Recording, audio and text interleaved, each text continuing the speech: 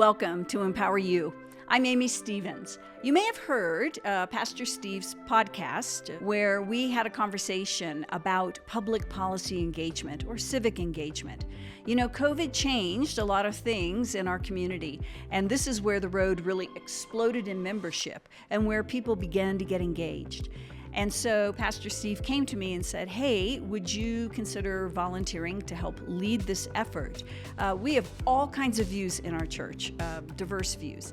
And really, how do we make sense of that? How do we move forward? People are exhausted, a lot of people angry, some just trying to raise their kids. How do we stay engaged? And I'm convinced it's through big, important little things that you and I can do every day. And that's what you're going to hear on these podcasts. You're going to hear from people in the community, school board members. You're going to hear from people that work in the pro-life space. You're going to hear from legislators, people that are going to talk to us about what their lives are really like, what their jobs are really like, and actually how we can make a difference and or support them. And so that is the hope for Pastor Steve. That's the hope that I have, and we look forward to engaging with you.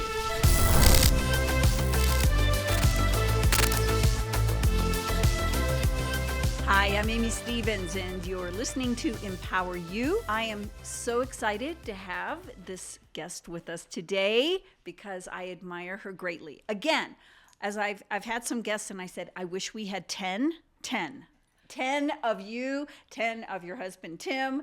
This is our County Commissioner, Carrie Geitner. Carrie, welcome. Thank you so much for having me. Yes, I'm so happy you're here.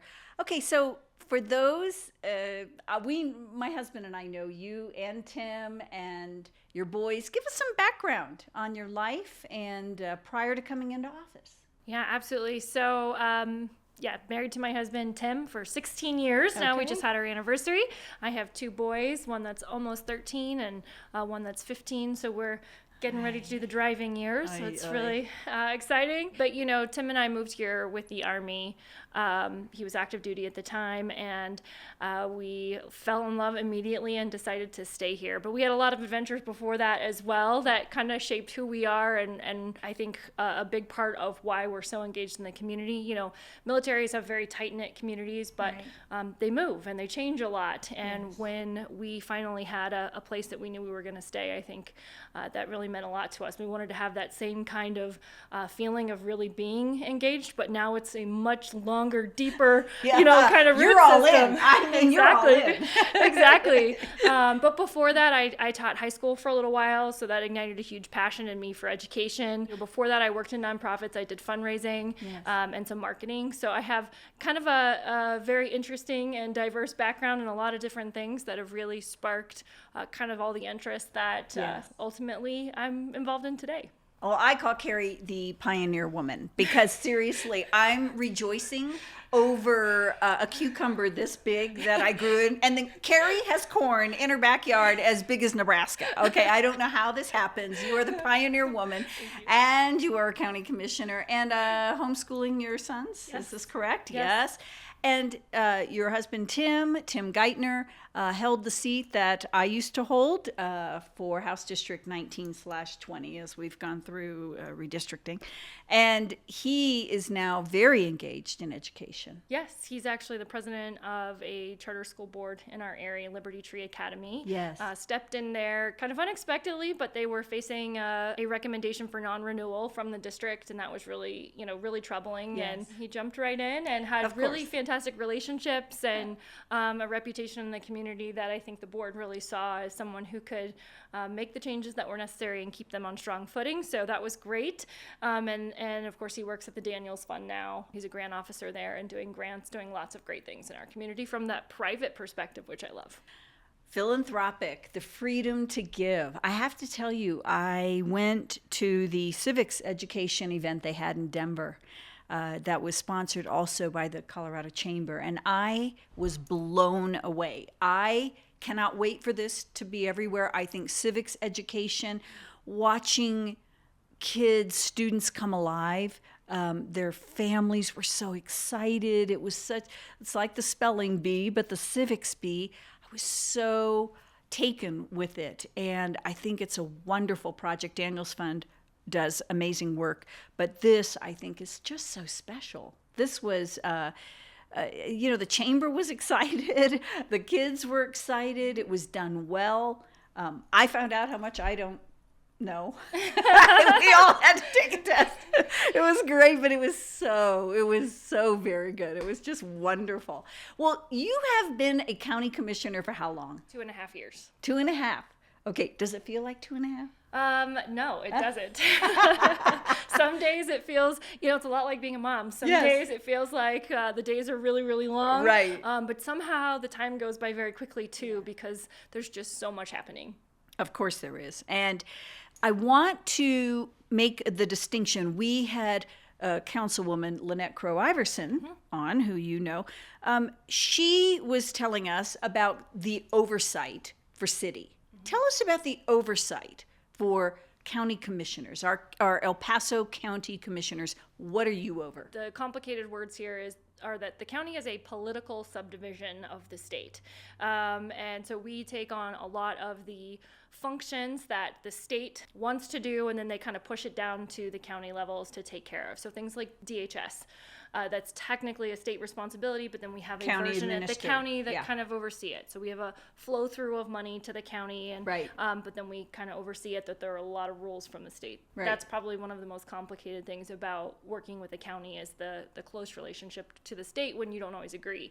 But we also have Public Works, which takes care of all of our streets and drainage and all of those things Right. outside of any municipality city limit. And a lot of people get confused about that, because El Paso County obviously covers Colorado Springs. Yes. It covers Monument, Fountain, Calhan, Rama, Green Mountain Falls, and Manitou Springs. Right? So we have all of these municipalities that are autonomous, and they take care of their own things inside of their jurisdictions.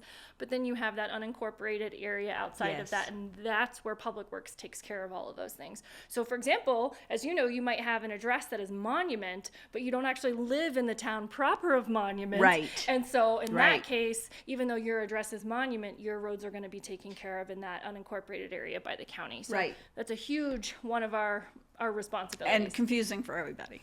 Absolutely. Yeah. And then we control the purse strings, if you will, the budget for all of the county operations, and also the other county elected officials.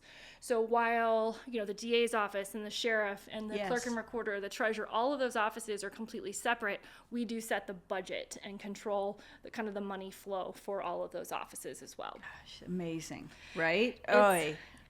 Talk about the work. Now, on the commissioners with your group, when they're they're a wonderful team of people. Are you assigned then? What are your assignments in terms of being a liaison? Sure, yeah. So of course, one of five commissioners, and we all sit on somewhere between 12 to 17, I think, is the most boards, either as a liaison or as an actual voting member. Okay. So it's very busy. Lots of meetings. I thought I had committee meetings. You thought Tim had committee meetings. We have nothing over you. They're pretty busy. So, but that can be everything from PPRTA, yes, which is a joint authority that, you have folks from the city who sit on that board. Yes, you have folks from the county, wide other board, small municipalities. So it's but there are a lot of decisions made there. I also sit on the regional building board, so overseeing that. And again, that's a joint kind of regional responsibility. But then things down to the library district, which has been a really exciting one for me. Yes. And even down to, I think we have a noxious weed board at the county. So, you know what? When those bills would come in the legislature, we would go, what? I mean, who on ag? Someone, please help. Yes. Explain. What are we doing? Yeah. Right, yeah. Or tumbleweeds. There was another one. Yeah, Bill on tumbleweeds. And tumbleweeds, our public works department spends sometimes a lot of time on tumbleweeds. You just don't think about all of these things that can happen and create a whole lot of, disturbance in our community, and somebody's got to deal with it. So, yeah, that's a fun one. That's amazing. That is amazing. When you ran for office, what did you experience running for office? And is it what you thought it would be? Because I remember we had dinner one night. Yeah. It was after Tim, your husband, had run for actually the seat you're in now.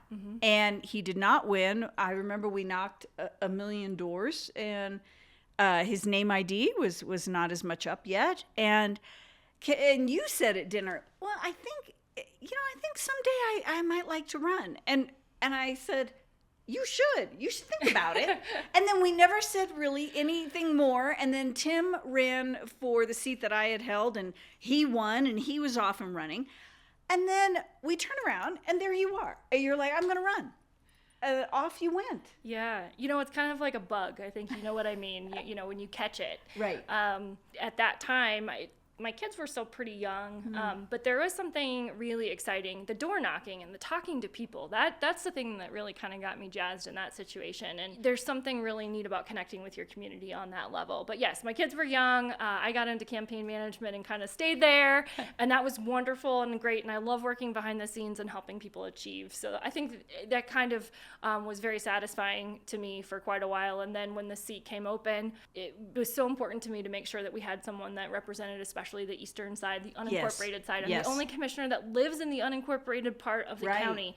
So Lots of growth there. And wanting to make sure that our roads stay, up to par and all of those things, because I drive on those every single day, right? So that was a kind of a big shift in getting into that. But I think that the job and the work is so important. And that was really what drew me in the end was, hey, I think I can do this. I think I can do a good job at representing folks and making the changes that I've seen from the outside that I want to make. And I think that's really what drew me in, is just thinking, yeah, I can do this, especially after talking to so many people at doors. Yes, that's really big. Feeling like that's big. I don't think you can win without door knocking.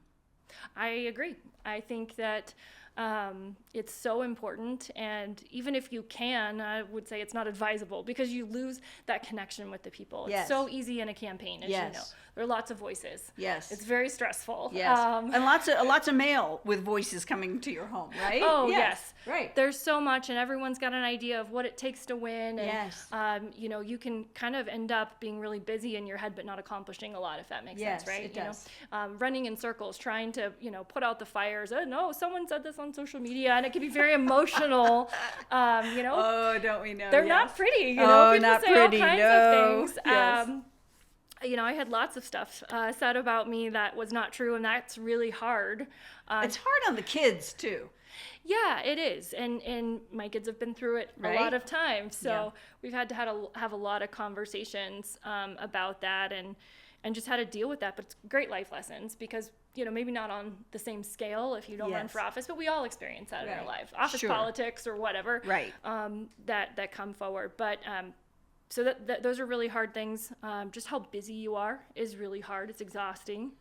And making time for your kids win. Yes. I can tell you, I know, in office, I would roar off and catch Nick's games and then have to go back up to Denver. And then it's just crazy. Creating boundaries is, I think, because there's so much to do. And when you are folks like you and me, Amy, I know you're the same way, which just can't wait to do all the things all at once. And there's just so much to do and so much to tackle, and there's so much enthusiasm for it.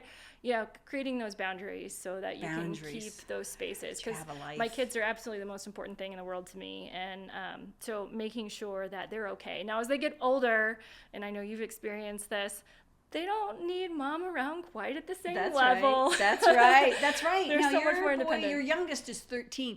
Nick was 13 when I ran, but we made sure things like learning your laundry, folding, helping with dinner. I thought, I waited really in the right kind of season. It was a season, and I knew it was right. And that's hard, I think, when you have to say, okay, so Ron is shopping now, and I don't get my flowered, paper towels. I remember crying over that. Now, why? Probably a stressful day, but I was like, you didn't buy the flour. He's like, no, we have basic white. And I was like, okay, you know what? You were going to have to give that up, right? You were going to have to get over it, right? All the things that are very different in the different seasons of your life. Now, luckily, I'm a big fan of the Instacart shopping, so I get to still do my. Now, somebody else may not pick the right thing if they don't have it, but I have to tell you that the modern amenities that we have certainly contributed to it making it a lot easier on me. So they're amazing. They've got you've got Alexa wired and Amazon. You've got your lights, your this, your that. I don't even know. I can't even smart home. I can't even go there. But when you got into office, I remember that transition because I don't think people sometimes understand that transition from campaigning into office are two totally different things. People don't understand. I am campaigning. I am knocking doors. I am listening. Now, listening will always have to be, is obviously always a part of your job, but they don't understand.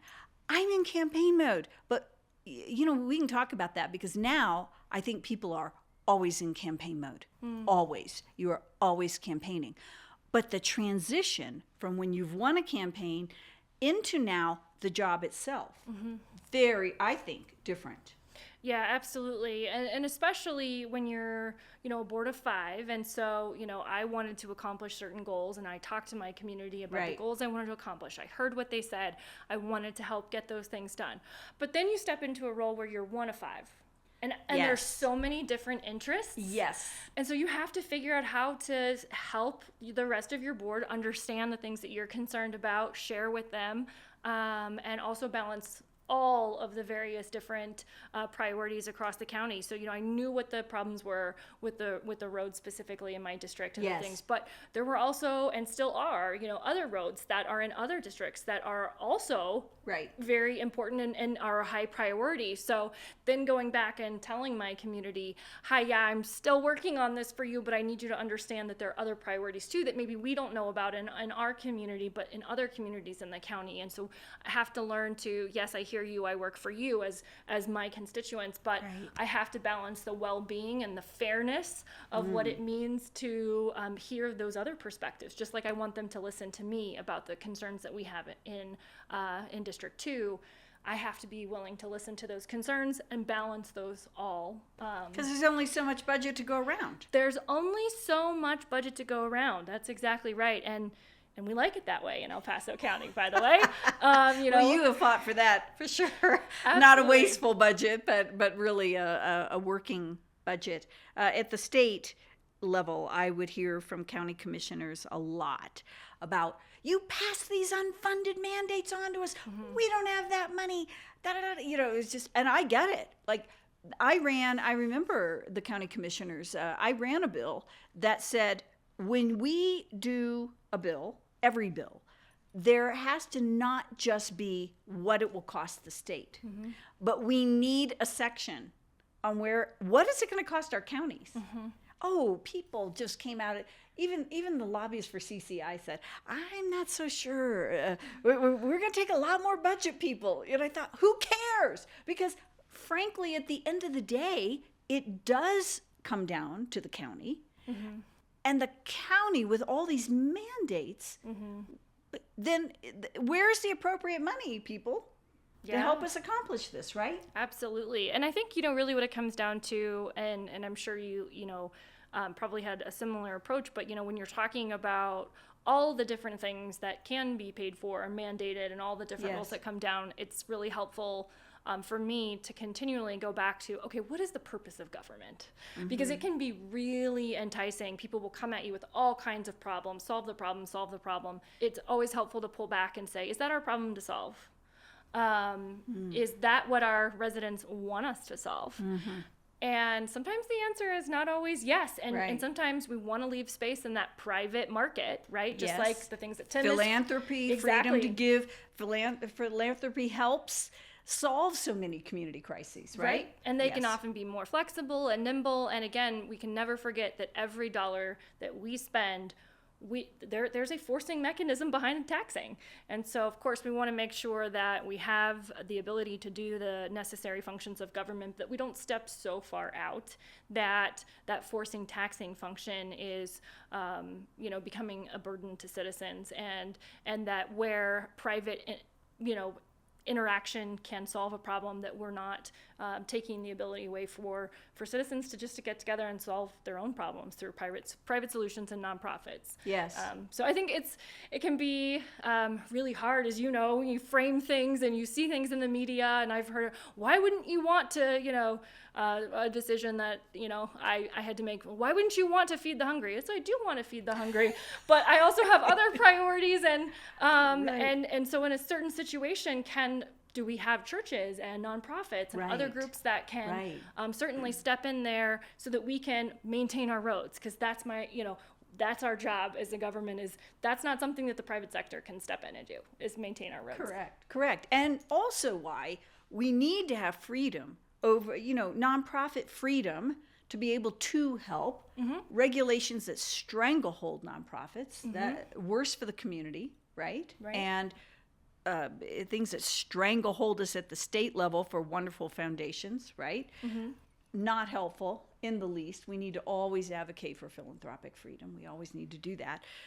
But there are issues that I think, again, some people, so for example, I want to take the election integrity issue, because at the county level, there's an oversight, right, with the El Paso County clerk and recorder, right? I would say there's not even really oversight. He's an independent He's an elected official, independent so elected, we have we can fund his office as an entirety, but we don't actually get to make a whole lot of those decisions. And yet you had, the reason I bring it up is I think there's a right way to approach elected officials, and I think there is a wrong way. And since this goes out to a body of people of faith and believers, I think it's important. When I'm coming to you, or if I'm coming to Councilwoman Crow Iverson, hopefully, if it has to get to a public meeting, those remarks are pretty curated. Hopefully, I've contacted and we can discuss an issue prior, so that I'm not sitting there telling you that you were going to the gates of hell. Yes, that's not generally a good approach. Which I know you have experienced, and I want to hear, because I think people should hear it, that I know they mean well, but seriously. Absolutely, and I always try to remember the emotions that come in with people who are often so frustrated they don't know what to do. Yes. And I draw a lot of parallels to my life as a mom, but it's kind of like, when you get to the point where you're yelling at your kids, you're at your wit's end, because you have forgotten all of the strategies, right, of how to get them to comply. At that point, that's where you are. And sometimes we get people who come in because they're so frustrated. Yes. And by the way, there is a place for that. Absolutely. You and I just heard of a situation yesterday taking place at council where people are genuinely concerned for their children. And they don't know what to do. Right. And so, and that's what I mean. And when I say that is you just really are out of tools. You have gotten to the point where you really don't know how to make the difference or make the change. And maybe I don't want to say desperate, but you're feeling unheard. You're feeling all of those emotions. And so I try to always remember that in the context of what happens. But we're human, and the same things that would be hurtful or frustrating or feel like that's not fair, that's not who I am. Those things all happen to elected officials. Yes. That can be hard. I made some statements at a meeting that was actually the redistricting commission that were heartfelt, to be honest. We had a lot of opposition in the room. Honestly, some folks who were very angry at the history of El Paso County, and they're on the different side of the aisle than I am, so that was kind of their role. But I made some heartfelt comments about that the skepticism can be really healthy in government, right? Asking questions, being concerned. But when we cross over into cynicism, where we're just certain that you're bad, or you're making decisions because you are hateful, or those kind of things that we hear, it really destroys the dialogue. And so I would, kind of use that as a guide, is like, come in with cynicism, ask questions, question all of the things around government. That's really important. But when we cross over to so much cynicism that we already believe someone is bad, or that their motives are unpure, and we get into those accusatory mode, we really lose the ability to really move us forward. Because, as much as we always try to keep an open mind, again, we're human. When people are attacking and you want to close off. You don't want to, walk straight forward into an attack. So it really minimizes our ability to have dialogue at that point. So I think that's important anytime you're going to speak to someone, is if you really want them to hear you. We all know that no one likes to be attacked. There's no one that wants to be. So that's important to remember, that you will always be taken more seriously if you come in respectfully. And then I also think, you kind of mentioned, there's an opportunity for you to reach out to your elected officials. It doesn't always have to be in a public meeting. Right. Sit down with them one-on-one and have a conversation that can be more in depth. Most of our public comment periods are only 3 minutes, and that's so everyone can get a chance. But, if you have a real concern or a question about something with your elected official, set up a meeting, make a phone call, and be willing to actually hear. I think that's something we all can work on. It should be. And not always easy, right? Absolutely. From both sides. The day of the phone, right? If you and I said, well, let's get a group together. Let's privately brainstorm. Let's hear this concern.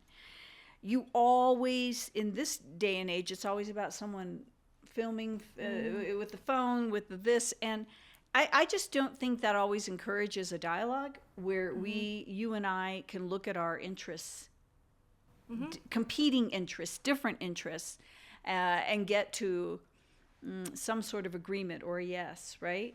That is, to me, it's not as helpful, but yet when we see someone at a picnic or through our party, through our party apparatus, or we can have a talk, we get to learn about each other more, right? Yeah. I think so.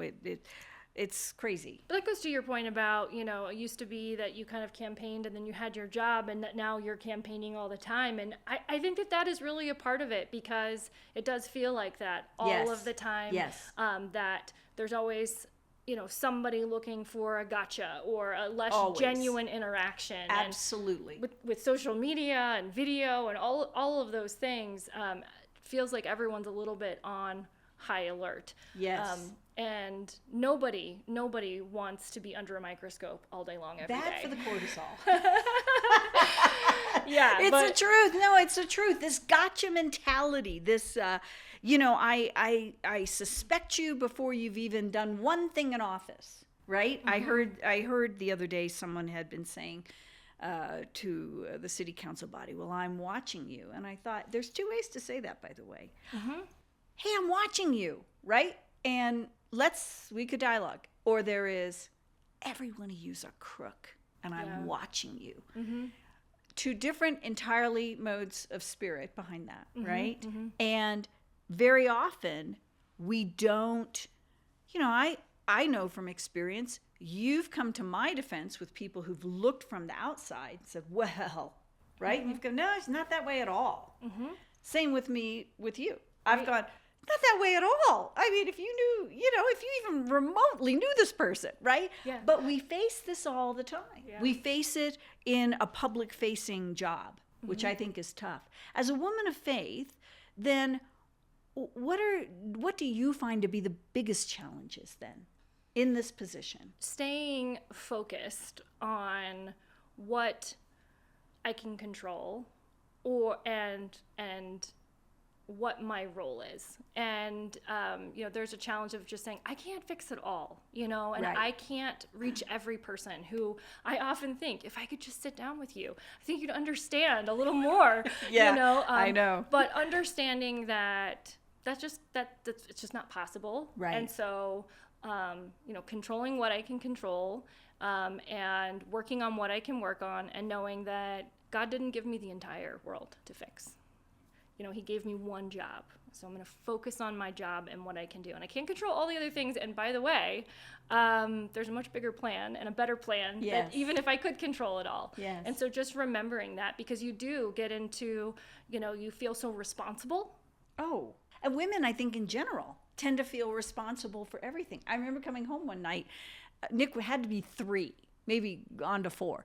And I was working in a public policy job where you see the worst of everything, right? It wasn't even the legislature. It was, it was probably more global in nature. And I remember, Ron, I was just in a mood, just all the darkness probably of the world, right? You come home, it's on your shoulders. And I remember Ron going, "There's Mama holding up the world." And I said, "That's not funny. That is not funny." And I remember Nick laughing his head off because Ron was picturing, holding the world and then fell down on the ground. "There's Mama holding." I was like, okay, I get it. Stop it. But there is this ability, there is this kind of a pressure to do that, to feel that, to take what is said personally, we're all human. We deal with so many issues if you're in public office, right? It's how can believers support you in this office? What would you like to see? In other words, this church, this body of believers that come upon this, what would help you in this? Well, that's a great question. I think we all need a lot more prayer. And, one of the things is that we open all of our Board of County Commissioners meetings with prayer. So I would invite them to come down and pray. You don't have to be a pastor. You don't have to have any special title. Any citizen can sign up and pray at our meetings. And I think that is really important. Pray for us privately. I really do think that we need to be supportive of those who are in office trying to make positive changes. And I know this is just hard, right? Because it's not always easy, especially when we feel like government's not going their way. But we do need wisdom. We do need all of those things. And I think that all of especially our local commissioners here, we all want that. Decisions are hard sometimes. Sometimes we really struggle over them. It seems like things would be cut and dry, but they're just really not always. No. And so, so I think prayer for all of us would be great. I think, again, coming to problems with government from a cynicism, right? Which is, boy, I don't know about that decision, but not a cynical, you must be, a dirty politician. Right. And I think if we all come... You're the establishment. Yeah, You're the establishment. I don't even know what that is. I don't either. Well, I don't know what it means anymore. But I do think that, doing what we can to support our leaders and having conversations and understanding the complexity, get to know what your government does, because oftentimes a lot of the frustrations that we hear, it's like, oh, that's not even something that is under our authority or control. Right. People showing up screaming and you're like, no, take that down the street. That's right. That's the city council. Be mad at them today. Yes. That's one thing that we hear a lot. So just be willing to ask questions. Well, don't shoot first and ask questions later, right, as the saying goes. Yes. Because we are all in this together, and we do have a lot of people who run for office because they want to see good. They want to make change. Yes. It's just not always as easy as we'd like it to be. After 2.5 years, some days I go, gosh, I've really accomplished a lot, probably which most people in general don't see. And at the same point, I think, but there's so far to go, or there's so much more I want to accomplish, so there's always new things. So, just being in prayer, being willing to get out there, learn about your government, think about the concerns that you have and ask about them, and keep an open mind about those that are in government and know that it is difficult. Those would be my ways that I think that we can really, and then just truly get involved in the process. We know that our kids are not really learning civics in school, and I'm glad that you brought up that civics bee and how important that is. No, it's true, yeah. But to your point, even, there's a lot that as adults we could learn about civics that we didn't learn in school. Shocking, that test. I was like, okay, I'm going to put that away right now. Yeah, I'm seriously constantly learning. I feel like I spend a lot of time talking to my attorney at the county, just trying to understand the complexity of laws and the ways that we can interact. So, continue learning. Have a spirit of learning in that, because we all need I believe very strongly that this nation is amazing, was divinely inspired. Yes. And our founders really understood that in order for people to govern themselves, though, they have to understand governance, and they have to understand their government and be involved and participate. So that's really important, is keep learning about governance, keep being involved, understand that yes, you need to vote, but there's a lot more that you can do to be involved as well. You know, most of the time when we have our meetings, the auditorium is empty. We don't have a lot of people. And so what I often find is, you know, people will read something from the news or read some snippet or hear something, but they really don't have the full context or understand the situation. And so, you know, be involved. Keep trying to learn more. I know people are busy in their daily lives, but keep trying to learn It's more. really the big important little things, because as you and I know, you can get so consumed, right? Some of it is so overwhelming. I think here at EmpowerU, through policy engagement at the church, it really is about smaller, more doable things, right?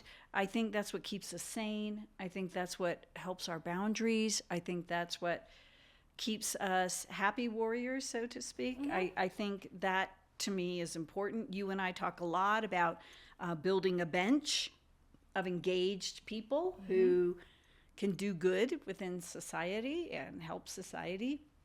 And I think some people just don't know sometimes where to find that engagement or how to get engaged. And that's why I so appreciate the team we have here, but also what you're doing in conjunction with that, because you encourage a lot of people to go run or go do this, or and it's good. We have to have, again, wish I had 10 more of you, 10 more of Tim, right?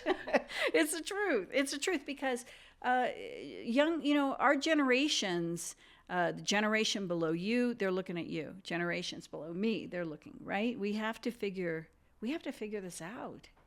Yeah, and I think there are a lot of people kind of lost in our society. You know, little bit, you know, where are we at? What are we doing? You know, I think that there used to be a really strong emphasis around the American dream. And, and I think, you know, that it's still there and it's still achievable, but we just don't talk about it to the same extent. So I think you're right. I think, you know, being engaged, and, you know, oftentimes I hear people talking about being an elected official or being involved in government like it's this thing that's, you know, lofty, and they don't know how to get there, or they think that, you know, it's only reserved for certain people, and it's not. We need more people involved.